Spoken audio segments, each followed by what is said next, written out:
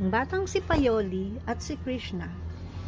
Si Payoli ay 5 taong gulang na bata na kailangan niya ng mag-aral sa school.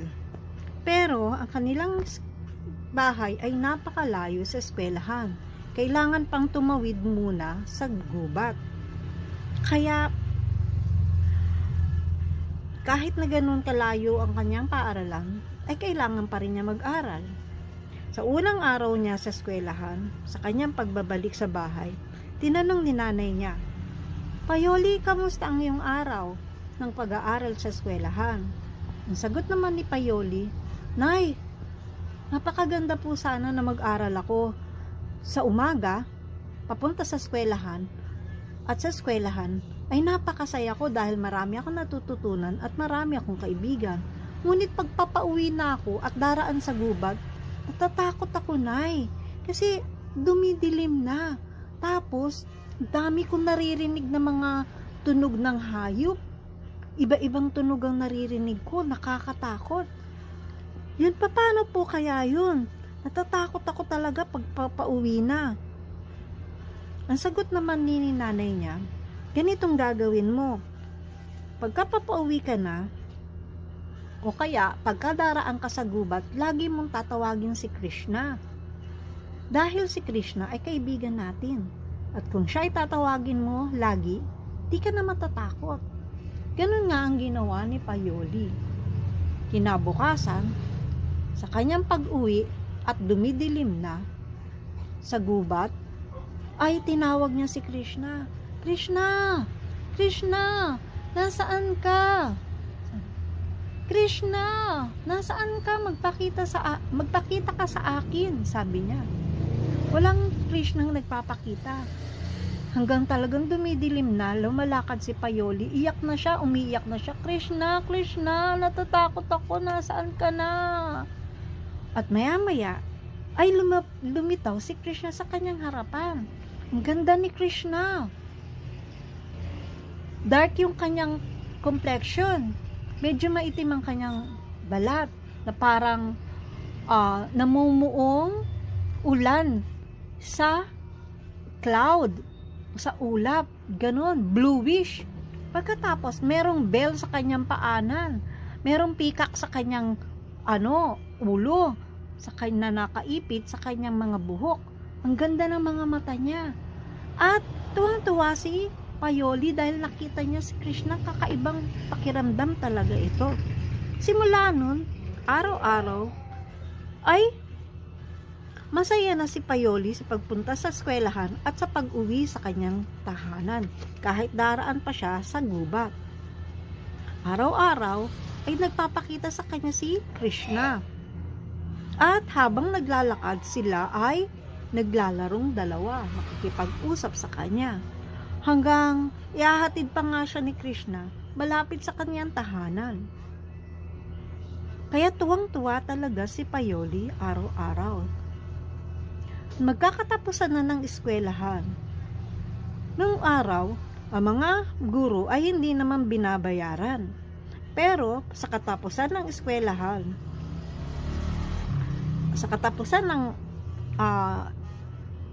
pag-aaral nila, ang mga estudyante ay magbibigay ng regalo sa kanilang teacher.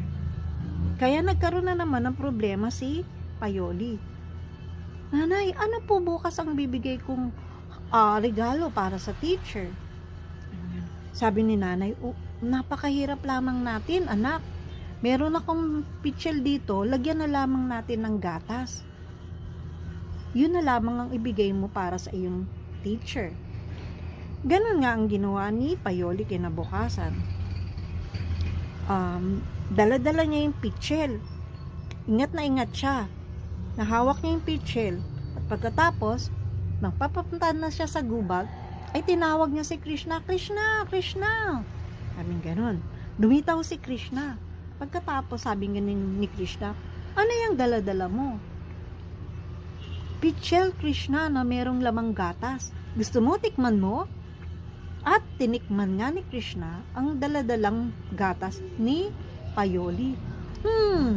Napakasarap naman ito," sabing ganun ni Krishna. Tapos, "Sige, ibigay mo na yan sa teacher mo." Pagkatapos nung nakarating siya sa eskwelahan, nakita ng mga classmate niya na ang liit lang ng pitsil. Tawanan sila. Paano magkakasya sa ating lahat yan? Ang konti-konti lang ng gatas na yan sa pitsil mo. Habing gano'n ng mga classmate niya. Pero ang guro naman, tinanggap pa rin ang regalo ni Paioli. At dinistribute niya to sa mga estudyante niya. Lahat ng mga estudyante ng teacher ay binigyan niya ng gatas. Nagtataka siya. Ang dami-dami ng kanyang estudyante at nilalagyan niya ang mga baso nito. Ngunit ang gatas ay hindi nauubos sa pitsil. Sabi niya ganun. At napakasarap ng gatas na ito. Sabing ganun. Kaya nagtaka yung teacher niya. Sabing ganun, Paioli, saan mo to nakuha ang pitsil na to na may gatas? Sabi naman ni Paioli, bigay po sa akin yan ng nanay ko at tinikman ni Krishna. Sabing ganun. Ha? Sino Krishna? Sabing ganun. Mamaya po, kung gusto nyo, sumama kayo sa akin at ipapakilala ko siya sa inyo. Hindi maubos-ubos ang gatas na to sa pitsil. Sige, gusto ko siyang makilala. Sumama nga ang teacher kay Paioli pagkatapos ng eskwelahan. Nung nasa gubat na sila, tinawag ni Paioli si Krishna. Krishna, gusto kong makilala ng aking guro. Aming ganun. Nagpakita si Krishna kay Paioli. At nakipag-usap siya. Krishna, ito yung teacher ko. Teacher, si Krishna. Krishna, ito yung teacher ko, oh. Sabi niya ganun. Nakikita ni Paioli si Krishna. Ngunit ang guro, hindi niya nakikita si Krishna. Ang nakikita lamang niya ay nagsasalitang mag-isa si Paioli. Kaya sabing ganun ng teacher, siguro imagination lamang ito ni Paioli. At umalis na siya. Iniwan niya si Paioli sa gubat. Sabi ni Paioli, Krishna, bakit hindi ka nakita ni teacher? Ako nakikita kita. Sabing ganun. Ang sagot naman ni Krishna, nakikita mo ako dahil gusto mo akong makilala at makita. Umiyak ka pa nga nung una, di ba, para makita lamang ako? Ngunit ang teacher mo, ang gusto lamang niya ay malaman kung saan nanggaling ang gatas. Interesado lamang siya sa gatas sa pitsil. Material lamang ang gusto niya. Ngunit hindi niya ako talagang gustong makilala. Hindi siya interesado sa akin. Kanya, hindi niya ako nakita. Haribo!